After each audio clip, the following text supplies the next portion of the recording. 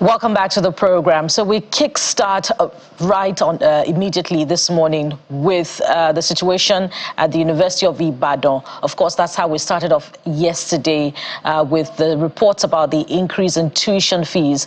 Now we have what seems like an expanded view of what's playing out with the university student union authorities calling for the removal of the vice chancellor of the institution. Of course, we've extended an invitation to the university authorities so that they can get a right of reply following the import of this conversation. But let's get an understanding of what exactly is playing out as the president of NANS Senate, Mr. Akinteye Babatunde, joins us now for this conversation. Good morning, Mr. Akinteye. Good morning, ma. Good morning. So we've seen your statement calling for the removal of the vice chancellor. You've outlined a number of allegations, but we would like to hear from you directly this morning about what's playing out. Why are you calling for the removal of the vice chancellor? Thank you very much. We are calling for the removal of the vice chancellor because his decisions and things he is doing in University of Ibadan, it has brought a lot of hardship to our students. The welfareism of our students is nothing to talk about. And the increment, the over 500% increment that they brought up in UI is not acceptable. And it is obvious that our students cannot pay such money. And that is why you are seeing them coming out to say they are doing crowdfunding. And anytime, look at the industry of this country, even when tuition fee are increased, you write to the school, you get the opportunity to discuss to the management and tell them these are not supposed to be, things are not supposed to be like this. Many of them review downwardly after that discussion. It happened in Unilag. We went there, the vice chancellor in a passionate manner reviewed downwardly together with us. We sat down, we saw things that they need to increase with the union. We saw things that are not necessary, and they removed it, and it was beaten downwardly. When OAU increased, the student union engaged them. When FUTA increased, they engaged them. But UI increased, and the man did not even listen to any engagement. Rather, he shut down the school, sent students home for 3 weeks, and asked them to come back, and they should come and write exams.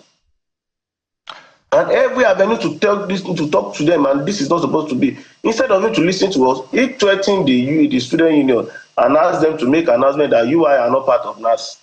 Well, let me follow up on this. At the heart of it is also the tuition increase. And I mean, hearing a student that was paying 40,000 naira before now asked to pay 300,000 naira, that's a lot. But understanding the economic situation is yet another issue. But people have asked time and again that what happened to the students' loan. So we pulled out that list that is always released by NELFON. And at the last check, we said that University of Ibadan has only gotten 9 million naira. My question to you is, your students, your members, is it that they didn't apply well enough? Because we can see other schools getting 218 million, in fact, hundreds of millions of naira.